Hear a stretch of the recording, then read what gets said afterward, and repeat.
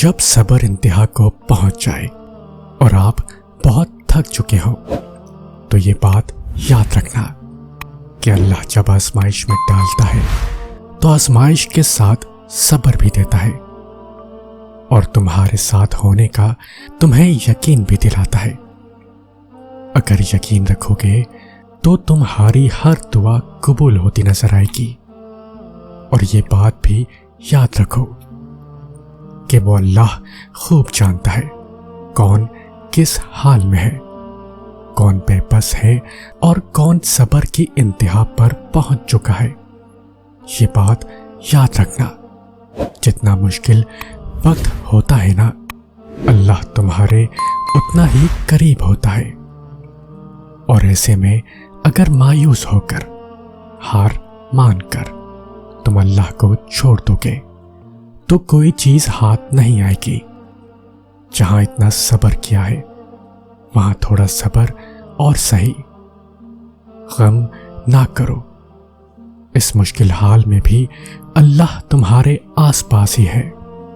اسے اپنے من میں تلاش تو کرو، اور پھر تم دیکھو گے جو اب تک تمہارا نصیب نہیں بدلا ہے، ہر خوشی، ہر خواہش جو اب تک صرف خیالوں میں تھی، تمہارے مقدر کا حصہ بن جائے گی۔ بس تم اس کی رحمتوں کو یاد کرو اور یقین کر لو کہ تمہارا رب ہر شے پر قادر ہے۔ کبھی کبھی اللہ تمہیں بے بسی کے مقام پر اسی لیے لاتا ہے کہ تم اس سے رجوع کرو، اس کی طرف بڑھو، اس سے مانگو اور یقین سے مانگو، اور جب تم ایسا کرتے ہو تو وہ بھی ویسا ہی کرتا ہے جیسا تم چاہتے ہو۔ مان لو کہ اس کی مدد تمہارا راستہ دیکھ رہی ہے، تمہاری دعا کا راستہ، وہ راستہ جس پہ تم نے اپنے آنسو قربان کیے ہیں، وہ راستہ جس پر تم نے سجدوں کی مالائیں بچھا رکھی ہیں۔ بس تم ایسے ہی اپنے آنسو قربان کیے جاؤ اور اپنے سجدوں کی مہک اس رب کو تحفے میں دیے جاؤ، پھر تم دیکھو گے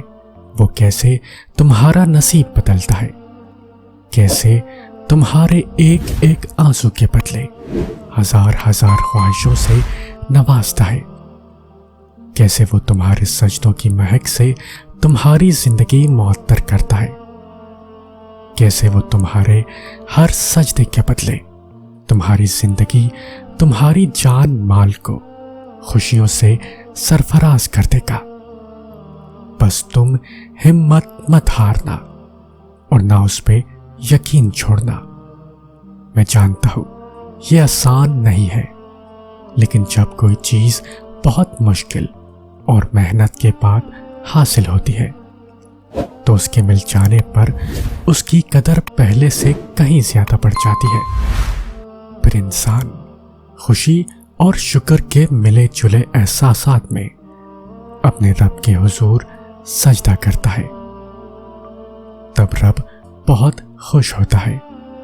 اور جب رب خوش ہوتا ہے تو وہ نوازتا ہے،